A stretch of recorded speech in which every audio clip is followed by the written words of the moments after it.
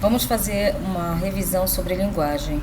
Esse material que vocês vão apreciar aqui nesse vídeo é o mesmo material que foi entregue na sala referente à linguagem, que foi nosso primeiro assunto, e a gente trata da linguagem porque nós usamos a linguagem como forma de interação, né, de ação entre as pessoas. Interação, inter significa entre, ação entre as pessoas, e tudo se dá por meio da linguagem. A linguagem ela é compreendida num sentido bem amplo, como tudo aquilo que é utilizado pelos seres humanos para interagir, para se comunicar com os outros. E aí nós utilizamos diversos tipos de linguagem para fazer isso. A linguagem é um mecanismo que utilizamos para transmitir nossos conceitos, ideias e sentimentos. Trata-se de um processo de interação. Qualquer conjunto de signos ou sinais é considerado uma forma de linguagem. E o signo ele traz em si, como já vem, significados, porque essas duas palavras, significados e signos, têm tudo a ver uma com a outra, né? A palavra, por exemplo, casa, ela é considerada um signo, ela na nossa língua, porque dependendo da língua, a ideia de casa, daquele objeto casa, é escrito de diversas formas, mas na língua portuguesa é escrito C-A-S-A, casa. E quando nós ouvimos essa palavra, vem na nossa mente a imagem de uma casa. Não exatamente todo mundo vai pensar ali a mesma casa.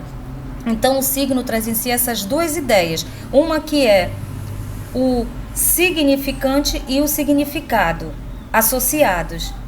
Ou sinais, que é basicamente a mesma ideia. É considerado uma forma de linguagem. Nós utilizamos diversos sinais para expressar diversas ideias que nós temos. E esses sinais eles podem ser de uma pintura, de um desenho, de um símbolo, né? Uma palavra. E tudo isso é considerado linguagem. O ato comunicativo é essencialmente comprometido com a compreensão. O que isso quer dizer? Se numa comunicação não houver compreensão, então a interação ela não aconteceu. E quando ela se dá é justamente por meio dos signos e dos sinais. Sempre lembrando que os sinais também são os gestos, os olhares, são as pistas que nós damos para o outro para que ele compreenda ali a nossa ideia, o nosso sentimento nessa comunicação. Mas isso pode ocorrer de inúmeras formas, como por meio de um comportamento, do gestual, né, um comportamento, a forma como uma pessoa está naquele momento, que pode dar para outra uma ideia de como está ali o sentimento dela, por exemplo. O gestual, que também diz muita coisa no ato da comunicação, mesmo quando ela é verbal ou quando ela é não verbal. O gesto e a palavra ali trabalhando juntos para a comunicação. Um olhar pode dizer muito. Um olhar de tristeza, um olhar de alegria, um olhar de reprovação.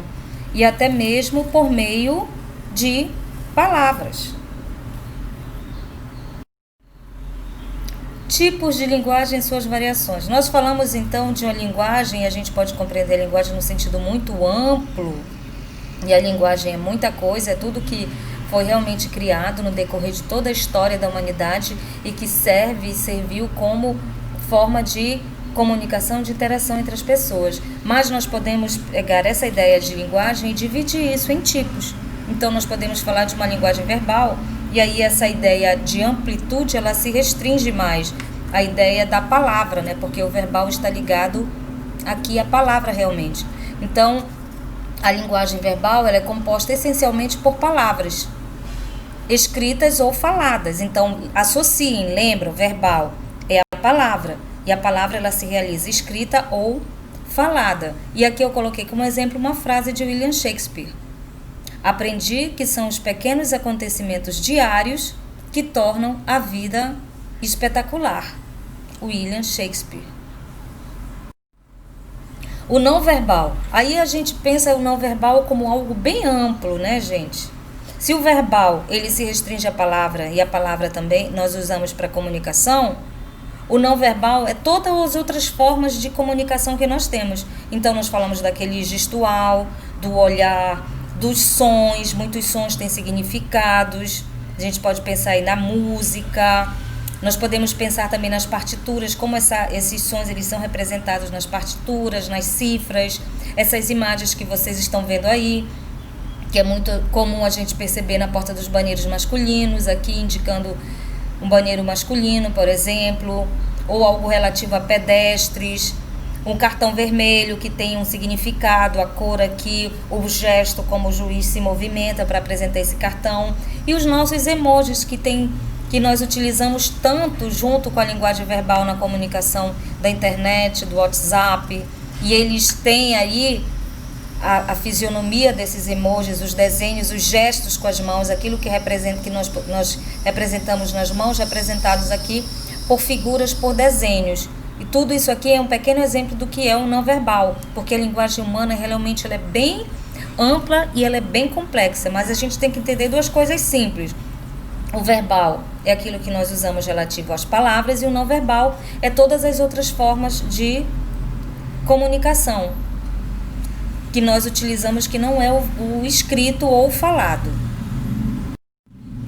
E aí a gente pensa, então, e a gente percebe com a nossa experiência que isso não está assim dissociado. O escrito e o desenho, por exemplo, o som e a palavra, a gente pode perceber aí com a música, isso está muitas vezes junto dentro de um texto. Então, o verbal e o não verbal podem estar ali simultaneamente dentro de um texto, porque se nós falamos de uma linguagem verbal e uma linguagem não verbal, nós temos que entender que toda essa comunicação ela se dá por meio de textos. E os textos eles podem utilizar o que é verbal e o que não verbal ao mesmo tempo. Aí alguns autores chamam para isso de uma linguagem mista, né? Mista de mistura entre o verbal e o não verbal. Que a gente pode ver aqui nessas imagens. No cartoon, nós podemos ver os balões que representam aqui com as palavras dentro o verbal e os desenhos que têm significado, a fisionomia deles, a forma como é representada a expressão facial deles. No outro lado, nós temos aqui um cartaz de uma campanha publicitária contra o bullying, né? Então nós vemos aqui uma faixa na boca da personagem que está representada aqui nesse cartaz, que representa uma pessoa que sofre bullying, a forma como ela está com os braços encolhidos, como de alguém que se protege, alguém que se retrai. Então isso tudo tem que ser levado em consideração para a interpretação do texto, porque a gente está falando de linguagem verbal e não verbal, mas nós temos que entender que toda essa linguagem ela é usada por nós para comunicação, e nós criamos o texto para a nossa comunicação.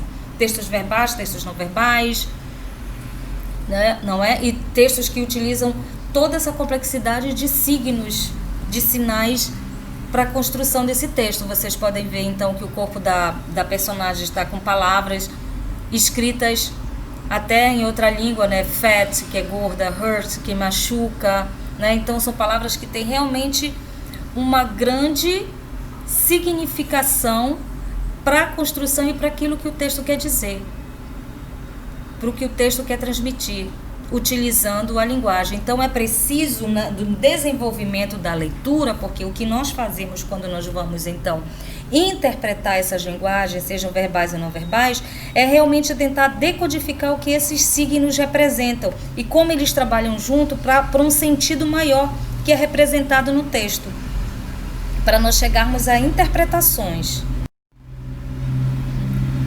Aqui também, nesse pequeno texto aqui que dá continuidade ao nosso estudo, se fala dessa linguagem digital, porque o desenvolvimento da humanidade ele vem se dando, né, há muito tempo, e nós vamos diversificando, nós vamos modificando essa linguagem, aprimorando essa linguagem, e hoje ela é linguagem digital também, que nós utilizamos em sites, aplicativos, até a forma, então a gente tem que ficar atento à forma de leitura que tudo isso nos proporciona.